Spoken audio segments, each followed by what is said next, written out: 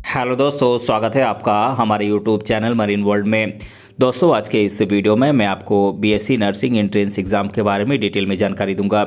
दोस्तों, वीडियो में आगे बढ़ने से पहले मैं आपसे रिक्वेस्ट करना चाहूँगा कि अगर आपने अभी तक इस चैनल को सब्सक्राइब नहीं किया है तो इसे ज़रूर सब्सक्राइब कर लीजिएगा, और अगर आपको ये वीडियो पसंद आए तो अपने फ्रेंड्स के साथ इसे शेयर ज़रूर कीजिएगा। तो चलिए दोस्तों, इस वीडियो को स्टार्ट करते हैं।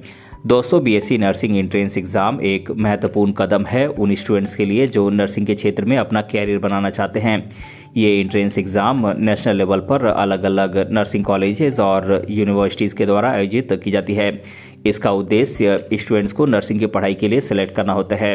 BSc nursing entrance exam pass करने के बाद स्टूडेंट्स नर्सिंग के क्षेत्र में प्रोफेशनल एजुकेशन प्राप्त कर सकते हैं, जो कि मेडिकल के क्षेत्र में एक महत्वपूर्ण भूमिका निभाने में सहायक होती है। दोस्तों, बात करें बीएससी नर्सिंग एंट्रेंस एग्ज़ाम क्या है, तो दोस्तों बीएससी नर्सिंग हेल्थ सर्विसेज के क्षेत्र में एक महत्वपूर्ण कोर्स है जो स्टूडेंट्स को प्रैक्टिकल और थियोरेटिकल नॉलेज प्रोवाइड करता है। नर्सिंग न केवल एक प्रोफेशन है बल्कि ये एक सर्विस है जिसमें पेशेंट की हेल्थ की देखभाल की जाती है। भारत में बीएससी नर्सिंग कोर्स करने के लिए एंट्रेंस एग्ज़ाम का आयोजन किया जाता है, जो कि देश के टॉप नर्सिंग इंस्टीट्यूट्स और यूनिवर्सिटीज़ के द्वारा आयोजित की जाती हैं। ये एंट्रेंस एग्ज़ाम उन स्टूडेंट्स के लिए होती है जो साइंस सब्जेक्ट में अच्छे मार्क्स के साथ अपनी 12वीं कक्षा पूरी कर चुके हैं और मेडिकल के क्षेत्र में अपना कैरियर बनाना चाहते हैं। बीएससी नर्सिंग एंट्रेंस एग्ज़ाम के माध्यम से एलिजिबल कैंडिडेट को सेलेक्ट किया जाता है। दोस्तों, बात करें बीएससी नर्सिंग कोर्स क्या होता है, तो दोस्तों बीएससी नर्सिंग कोर्स 4 साल का कोई कोर्स होता है जिसमें स्टूडेंट्स को नर्सिंग के अलग अलग सब्जेक्ट में थियोरेटिकल और प्रैक्टिकल नॉलेज प्रोवाइड की जाती है। इस कोर्स के दौरान स्टूडेंट्स को health care, nutrition, health management और अन्य मेडिकल साइंस के सब्जेक्ट की स्टडी कराई जाती है। स्टूडेंट्स को अलग अलग हॉस्पिटल्स और हेल्थ सर्विसेज में प्रैक्टिकल ट्रेनिंग भी दी जाती है ताकि वे अपने नॉलेज का प्रैक्टिकल यूज़ कर सकें। बात करें बीएससी नर्सिंग एंट्रेंस एग्ज़ाम के लिए एजुकेशनल क्वालिफ़िकेशंस की, तो दोस्तों बीएससी नर्सिंग कोर्स के लिए स्टूडेंट को 12वीं कक्षा में साइंस सब्जेक्ट में अच्छे मार्क्स के साथ पास होना जरूरी है। स्टूडेंट को physics, chemistry, biology, PCB subject में मिनिमम 50% मार्क्स के साथ पास होना चाहिए। कुछ यूनिवर्सिटीज़ में इंग्लिश सब्जेक्ट में भी मिनिमम 50% मार्क्स होना ज़रूरी होता है। इसके साथ ही स्टूडेंट्स को नेशनल और यूनिवर्सिटी लेवल पर आयोजित एंट्रेंस एग्ज़ाम में अच्छे मार्क्स लाना ज़रूरी होता है। बात करें बीएससी नर्सिंग एंट्रेंस एग्ज़ाम के सिलेबस की, तो इसमें फिजिक्स, केमिस्ट्री, बायोलॉजी और जनरल नॉलेज से सवाल पूछ जाते हैं। बात करें फिजिक्स के सिलेबस की, तो इसमें dynamics, wave and sound, thermodynamics, electricity and magnetism, optics, modern physics इत्यादि से सवाल पूछ जाते हैं। बात करें केमिस्ट्री के सिलेबस की, तो इसमें physical chemistry, organic chemistry, inorganic chemistry और इन्वायरमेंटल केमिस्ट्री से सवाल पूछ जाते हैं। वहीं बात करें बायोलॉजी के सिलेबस की, तो इसमें बॉटनी, जूलॉजी, सेल साइंस और इन्वायरमेंटल स्टडीज़ से सवाल पूछ जाते हैं। बात करें जनरल नॉलेज के सिलेबस की, तो इसमें करंट अफेयर्स, जनरल नॉलेज और जनरल मैथमेटिक्स से सवाल पूछ जाते हैं। दोस्तों, अब मैं आप लोगों को नर्सिंग एंट्रेंस एग्ज़ाम का फॉर्म भरते समय और कॉलेज में एडमिशन लेते समय किन किन डॉक्यूमेंट्स की ज़रूरत पड़ेगी इसके बारे में बता देता हूँ।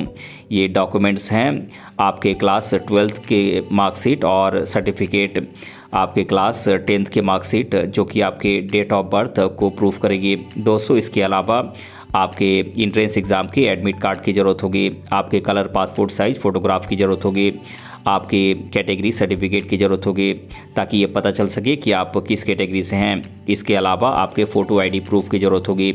आप फ़ोटो आईडी प्रूफ के तौर पर आप अपना Aadhaar card, PAN card, voter ID card इनमें से किसी एक की कॉपी दे सकते हैं। दोस्तों, इसके अलावा आपके मेडिकल फिटनेस सर्टिफिकेट की ज़रूरत होगी, तभी आप नर्सिंग एंट्रेंस एग्ज़ाम के लिए फॉर्म भर सकते हैं और कॉलेज में एडमिशन ले सकते हैं। दोस्तों, बात करें बीएससी नर्सिंग के लिए एंट्रेंस प्रोसेस की, तो पहले आप अपनी एलिजिबिलिटी क्राइटेरिया की जांच करें। स्टूडेंट के लिए सबसे पहले ये ज़रूरी होता है कि वो सुनिश्चित करें कि वो इस नर्सिंग एंट्रेंस एग्ज़ाम में बैठने के लिए एलिजिबल हैं या नहीं, सारी एलिजिबिलिटी क्राइटेरिया को वो पूरा कर रहे हैं या नहीं। इसके बाद आप इस नर्सिंग एंट्रेंस एग्ज़ाम के लिए ऑनलाइन अप्लाई करें।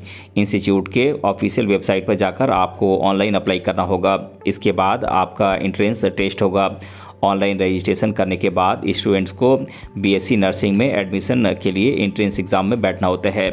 इसके बाद आपका रिज़ल्ट और मेरिट घोषित होता है। एंट्रेंस एग्ज़ाम के बाद आपका रिज़ल्ट घोषित किया जाता है, जिसके आधार पर मेरिट लिस्ट जारी की जाती है। इसके बाद आपका काउंसलिंग और डॉक्यूमेंट वेरिफिकेशन होता है।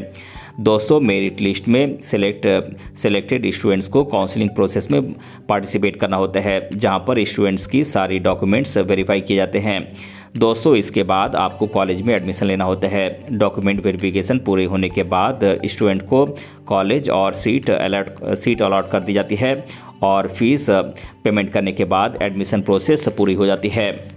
दोस्तों, बात करें बीएससी नर्सिंग एंट्रेंस एग्ज़ाम के ऑनलाइन एप्लीकेशन प्रोसेस की, तो सबसे पहले आप उस कॉलेज या इंस्टीट्यूट की ऑफिशियल वेबसाइट पर जाएं जहां से आप नर्सिंग का कोर्स करना चाहते हैं। इसके बाद आप रजिस्ट्रेशन करें। दोस्तों, आप मांगी गई सभी ज़रूरी जानकारी भरने के बाद रजिस्ट्रेशन प्रोसेस पूरा करें।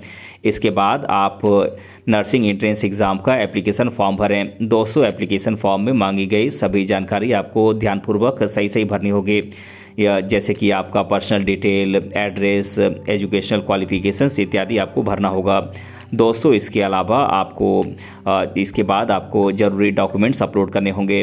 डॉक्यूमेंट्स में आपको आपकी फ़ोटो, आपके सिग्नेचर, मांगे गए सभी ज़रूरी डॉक्यूमेंट्स की स्कैन कॉपी आपको अपलोड करनी होगी। दोस्तों, इसके बाद आप एप्लीकेशन फ़ी का पेमेंट करें। बीएससी नर्सिंग एंट्रेंस एग्ज़ाम में बैठने के लिए आपको एप्लीकेशन फ़ी का पेमेंट करना होगा। इसके बाद आप फॉर्म को सबमिट कर दें। पर्सनल डिटेल, डॉक्यूमेंट्स अपलोड और एप्लीकेशन फ़ी के पेमेंट के बाद आप फॉर्म को फाइनली सबमिट कर दें। दोस्तों, इसके बाद आप फाइनल सबमिशन का प्रिंट आउट ले लें। एप्लीकेशन फ़ी फाइनली सबमिट करने के बाद आप प्रिंट आउट लेना ना भूलें, ये भविष्य में आपके एडमिशन के दौरान काम आएगा। दोस्तों, बीएससी नर्सिंग कोर्स पूरा करने के बाद स्टूडेंट्स के पास अनेकों कैरियर के ऑप्शंस ओपन हो जाते हैं। आप अलग अलग गवर्नमेंट और private hospitals, nursing homes, clinics और हेल्थ सर्विसेज में आप जॉब कर सकते हैं। इसके अलावा कैंडिडेट्स अपने कैरियर को आगे बढ़ाने के लिए एमएससी नर्सिंग या अन्य स्पेशलाइज्ड नर्सिंग कोर्सेज भी कर सकते हैं।